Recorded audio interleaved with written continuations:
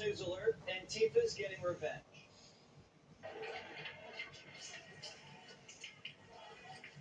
This is a Cop City site. Construction vehicles are up in flames. So the trailer for a construction crew about to be up in flames. That was day one of Antifa's week of action. This has been simmering for months. Antifa was living in tree houses in the woods where police were building their new training center in Georgia. They called themselves the Forest Defenders.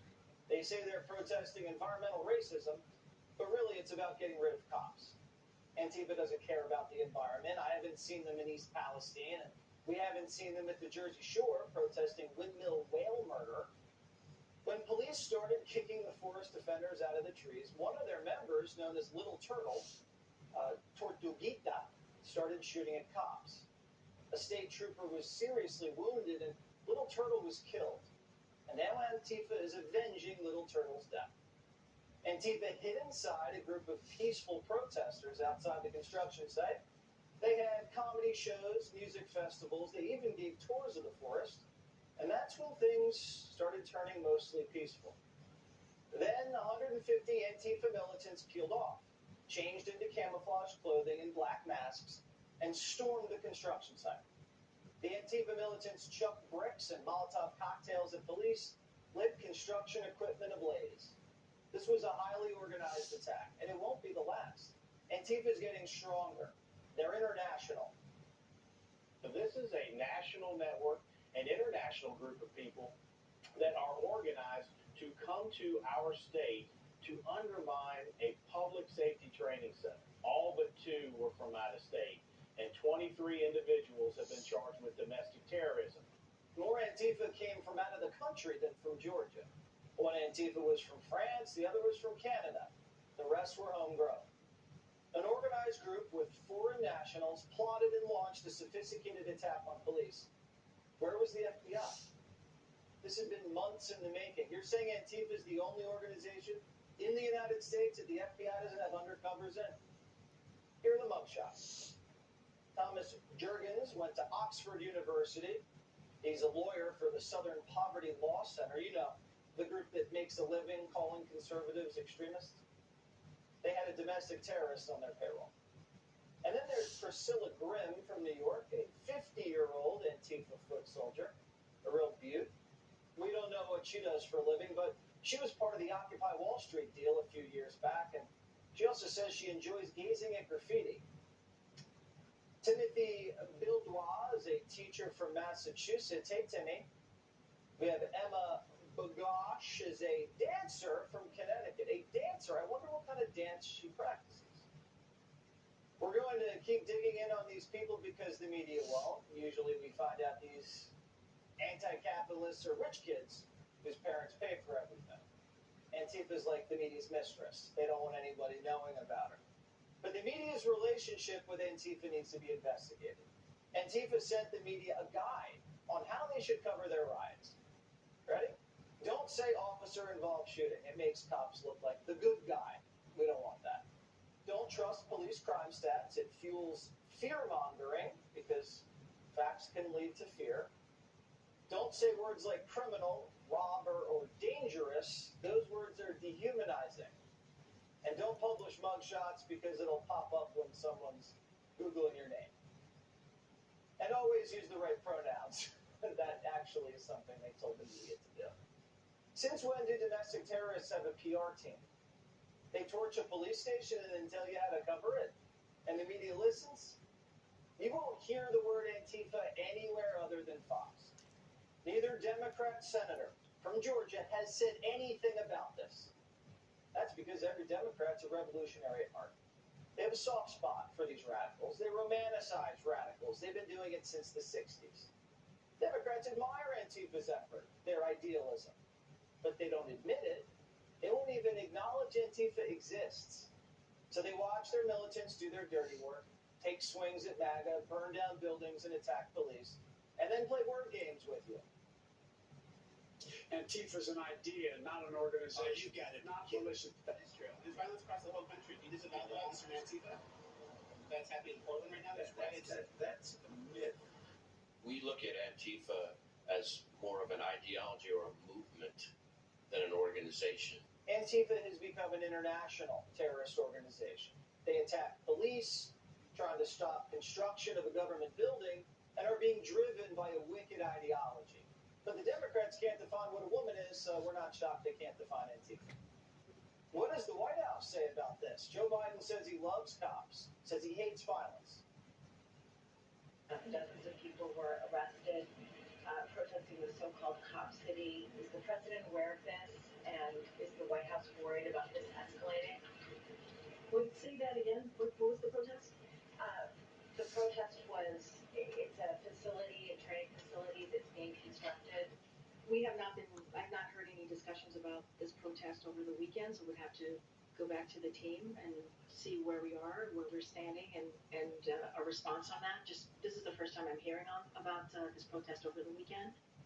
Binder's never heard of it, folks. It wasn't in her binder. The binder doesn't have a myth section. Antifa's kind of like fentanyl. If the Democrats don't acknowledge it, it doesn't exist. Joe even talked to firefighters today. He didn't bother to mention the fires Antifa lit in Georgia. He didn't thank the brave men who put them out. Joe just repeated the same made-up story about how a lightning bolt hit a pond, traveled underground, and blew up his house. When I was down doing the last show with Tim Russer, Meet the Press, the last show he had done, lightning struck in a pond behind my house, went up underneath the conduit, caught caught fire underneath the floorboards of my house. And there was it during the summer, air conditioning was on, smoke that thick, all 3 stories. The reason I can assure you that is because every piece of furniture had to be replaced because of the smoke. But guess what? My fire company was there to go in and save my wife, get her out, the cat, and my 67 Corvette. Oh, at least the Corvette survived. Our nation's secrets are safe. After Antifa attacked the federal courthouse in Portland for 3 straight weeks, Biden never said a word, and then dropped half the charges once he took office. When rioters burned down cities across America after Floyd, Kamala bailed them out, including a convict who went on to murder somebody. If the rioters in Atlanta were wearing red hats, I think Joe would be taking Air Force One down to Georgia right now. The FBI would have a field office in a treehouse. The media would be camped out in front of the construction site 24/7. They'd be telling every Republican, condemn, condemn, condemn. They'd say there's a domestic terrorism problem in the GOP. They'd have hearings for months and try to pin it on who's ever leading for 2024. But none of that's happening because they're the left's muscle. The same guy who says police need more training doesn't blink an eye when a terrorist group torches a police training site. We have to do better. Give law enforcement the real training they need. Call a fresh approach to recruit, how we hire, how we train. You can't back the blue and back Antifa at the same time, even if Antifa is just an idea. Let's turn to Gabriel Nadales. He's the director of Our America and a former Antifa member. So, Gabriel, obviously the Antifa is getting special treatment in the media and by the Democrats. Why do you think that is? Well, one of the reasons why is because it doesn't fit their narrative. A lot of times, what a lot of the left will try to do, and as well as the mainstream media, they'll try to just talk about January 6th and the right-wing extremists. But, let's talk about what happened on January 6th. In Portland, for weeks, Antifa and other anarchist groups were torching courthouses, and the mainstream media, as well as left-wing politicians, were completely silent on it. Because it doesn't fit their nice little narrative that the only violent people are on the right, when in fact, there is much more violence coming from the left. Do you think the media is going to get this little memo from Antifa that says how to cover their riots and actually do what Antifa tells them to do? Well, I'm surprised they published a memo. I'm sure they got a copy a long time ago, because when you look at a lot of these organizations, from New York Times to CNN to many others, many of them defended Antifa time and time again. The New Yorker would write an article titled "On the Streets with Antifa" that was very pro-Antifa, and it was very favorable coverage all around. So the fact that manual is, did they really even need it? They were already being a professional PR team for Antifa and a lot of different anarchist groups, because they really believe in their mission, albeit they may not say out loud. And the mission basically is to not have police in the United States. Why do you think the FBI hasn't infiltrated Antifa? Are these guys so good they'd sniff out a Fed? Well, can't really say what the FBI is up to. The only thing I can really tell you is that they really need, if they're not in there already, they really need to get in there because they've been planning this for weeks, especially if they're not in I'd be disappointed if they weren't in Atlanta, Georgia already because they've been doing this for weeks now, and it's only going to get worse unless we really take serious action against anarchist groups there. Do you think if I didn't shower for a couple weeks and grew my hair out and told everybody I went to Oxford University, I might be able to go undercover? You know, actually, surprisingly, yeah.